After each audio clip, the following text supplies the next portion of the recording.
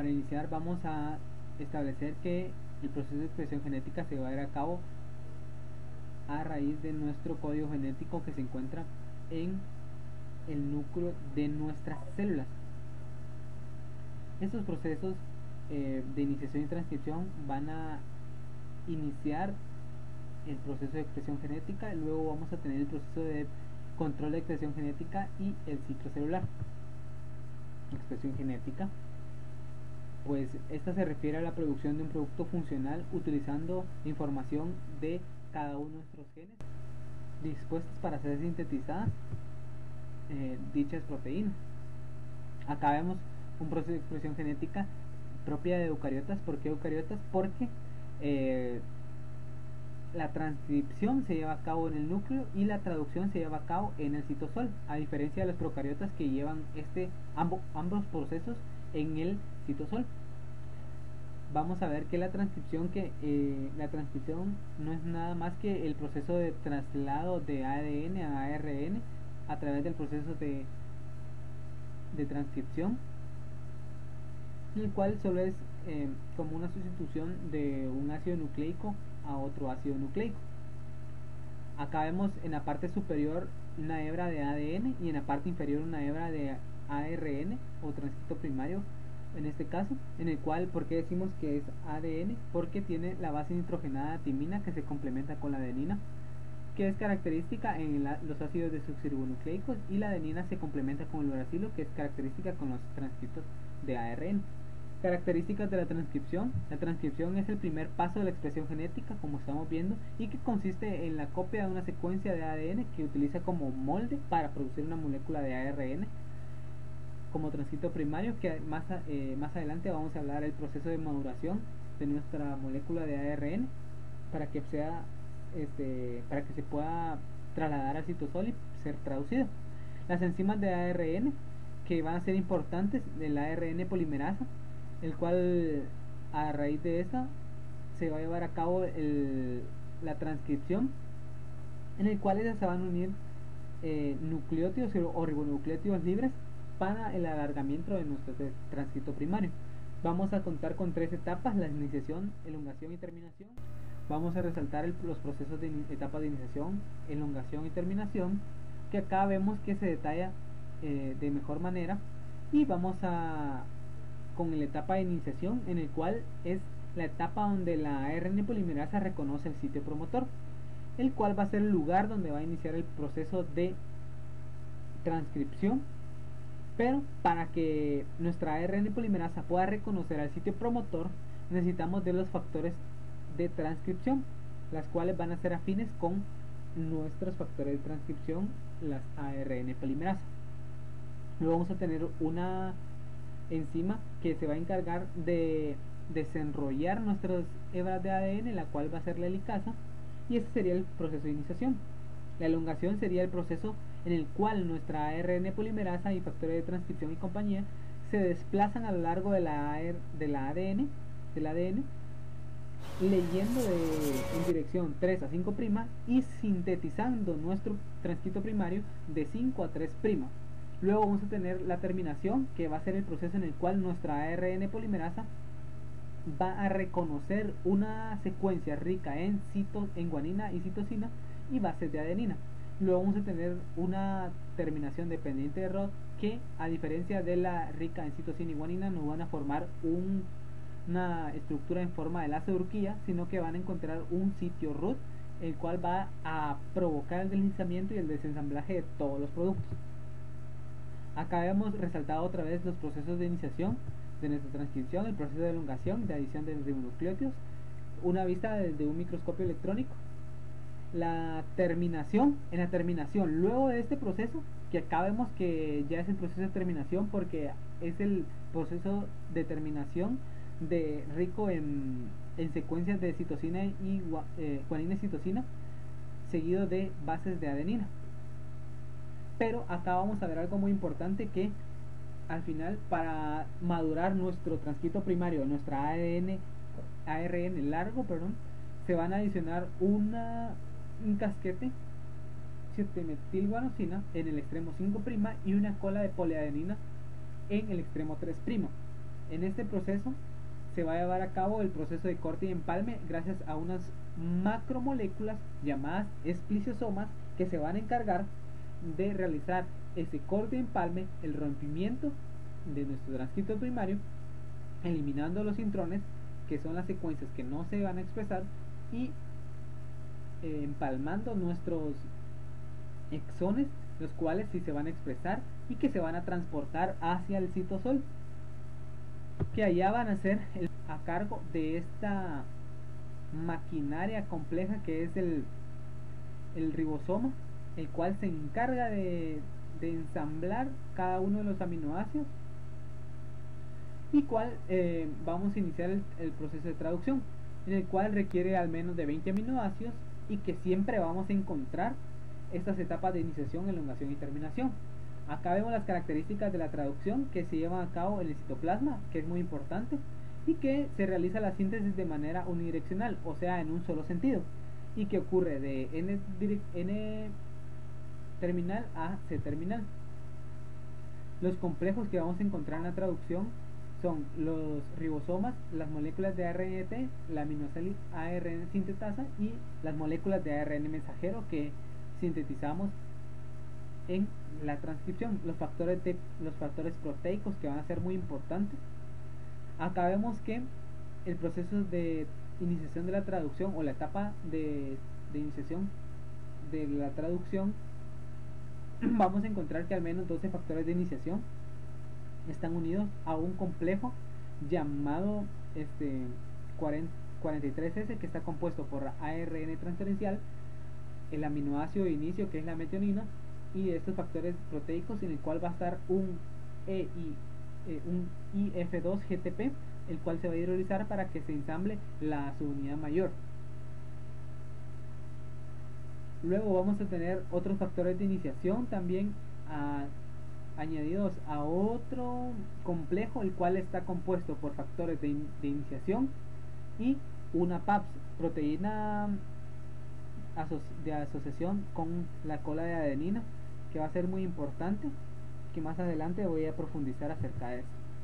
La elongación vamos a ver que ya una vez ensamblado el complejo 43S y el otro complejo que está formado por el ARN mensajero, en el cual vamos a encontrar tres factores de inicio, en el cual va a ser el factor de inicio EIF4E, EIF4A, el EIF4G. El EIF4E se va a adherir a la cola, al casquete de 7-metilguanosina, y el EIF4A se va a desplazar a lo largo de nuestro ARN mensajero, buscando un obstáculo para cuando se desplace nuestro ribosoma para sintetizar la proteína, que no le signifique un obstáculo.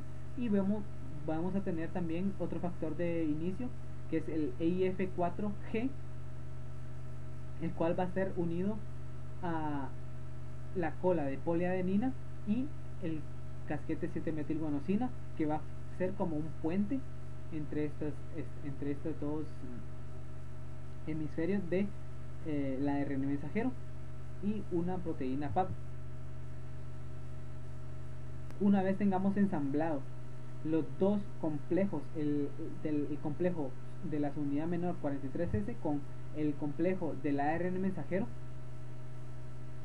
vamos a saber que el IF2 se va a hidrolizar para que se ensamble la subunidad mayor, y va a buscar una secuencia de iniciación a lo largo de nuestro ARN mensajero.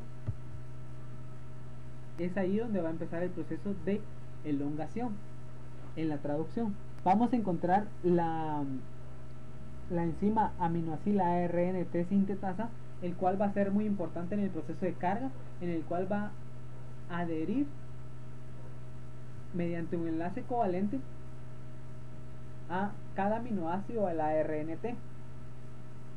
Y luego vamos a tener cada adición de un aminoácido específico, se va a llevar a cabo a cargo de un ARN transferencial específico para cada aminoácido, y un aminoácido ARN de sintetasa específico para cada aminoácido.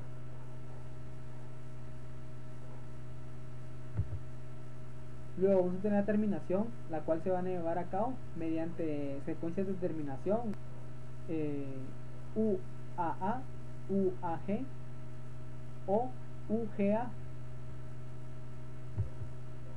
Los poliribosomas son aquellos complejos que se llevan a cabo por ARN mensajeros, por un solo ARN mensajero, pero la adición de varios ribosomas que van a empezar a sintetizar varias proteínas en un solo ARN mensajero. Soy Margarita de Jesús Contreras Pérez, carnet 2020-12-267, y a continuación les voy a hablar de niveles de control de la expresión genética. Primero, los mecanismos de control de la expresión determinan si un gen particular puede transcribirse y de ser así, con qué frecuencia. Los mecanismos de control de procesamiento determinan la vía por la cual la transcripción de ARNM primario se procesa en un ARNM que se puede traducir a un polipéptido. Los mecanismos de control de traducción determinan si un ARNM en particular se traduce realmente y, de ser así, con qué frecuencia y durante cuánto tiempo. Los mecanismos de control posttraduccionales regulan la actividad y estabilidad de las proteínas. Luego estamos con el ciclo celular, que es el proceso que asegura el crecimiento, desarrollo de toda célula para poder dividirse y así producir dos células hijas con el mismo material genético. Ahora, las fases del ciclo celular. Empezamos con la interfase, que es la etapa inicial de larga duración donde la célula presenta el núcleo, crece y hace una copia de su ADN antes de dividirse. Se compone de tres fases. Fase G1 o GAP1. La célula crece, lleva a cabo un metabolismo normal, se produce una síntesis de proteínas, se duplican los organelos y aumenta el volumen del citoplasma. Tenemos la fase S, produce la replicación o síntesis de ADN e histonas. Cada cromosoma se duplica formando dos cromátidas idénticas. Al duplicar el ADN, el núcleo contiene el doble de proteínas nucleares y de ADN que al principio. Tenemos la fase G2, la segunda fase GAP. La célula reanuda su crecimiento y fabrica proteínas y organelos, y comienza a reorganizar su contenido en preparación para la mitosis. Luego viene la fase M, conocida como mitosis. Se realizan dos procesos, uno donde los cromosomas duplicados se separan en dos núcleos, cariocinesis, y la otra etapa es la citocinesis, en la cual la célula completa se divide en dos células hijas. Luego viene la profase. El material cromosómico se condensa formando cromosomas mitóticos compactos unidas en el centrómero. La envoltura nuclear se dispersa. Luego la prometafase. Los microtúbulos cromosómicos se unen a los cinetocoros de los cromosomas. Los cromosomas se mueven al ecuador del uso. Luego está la metafase. Los cromosomas están alineados a lo largo de la placa metafásica, unidos por microtúbulos cromosomáticos a ambos polos. Y luego tenemos la anafase. Los centrómeros se dividen y las cromátidas se separan. Los cromosomas se mueven a los polos opuestos del uso, los polos del hueso se separan. Luego está la telofase. Los cromosomas se agrupan en los polos opuestos del uso, se dispersan, la envoltura nuclear se ensambla alrededor de los cúmulos de cromosomas. La citocinesis es cuando se divide el citoplasma de una célula para dar lugar a dos células hijas diferentes entre sí. Luego está la meiosis, que es un proceso de división celular que a partir de una célula diploides producen 4 células haploides. Entonces acá podemos observar el proceso de la meiosis, de la profase 1, metafase, anafase y la telofase. La profase 2, metafase 2, anafase 2 y la telofase 2. Bueno, ahora los tipos de mutaciones durante la meiosis. Están las estructurales, que afectan a la estructura de los cromosomas, forma y tamaño. Está la variación en el número de genes, que luego se divide en deleciones, pérdida de genes o duplicaciones, aumento de genes. Luego tenemos la variación en la disposición de los genes, que se divide en inversiones, inversión de genes y translocaciones, intercambio de genes entre cromosomas. Luego están las numéricas, que afectan el aumento de cromosomas, que se dividen en variación del número de juegos cromosomáticos, que a su vez se divide en haploidía, disminuye el número de juegos cromosomáticos, poliploidía, aumenta el número de juegos cromosomáticos. Luego está la variación en el número de cromosomas. Aneuploidía, no hay número exacto de juegos cromosomáticos básicos, pérdida de ganancia de 1, 2, 3 o más cromosomas. Y podemos observar aquí el proceso. Ahora, ¿cómo se regula el ciclo celular? El punto de control G1, la transición G1S, el punto de control G2 en la transición G2M y punto de control del uso en la transición de metafase a anafase. Las CDKs ayudan al paso de puntos de control por fosforilación de las moléculas. Las ciclinas son proteínas que sintetizan, se degradan, unen y activan un tipo de CDK. La ubiquitina se enlaza covalentemente a otras proteínas. Si se unen muchas, marcan la proteína para degradar. También están los factores internos y externos. Como conclusiones, tenemos primero, al final la transcripción se obtiene una copia del gen en versión de RNM. Luego, en la traducción realiza la síntesis de una proteína que luego será liberada. Y luego, como número 2, en el ciclo celular, al finalizar se obtendrán 2 células hijas diferentes. En la meiosis es más factible el desarrollo de mutaciones.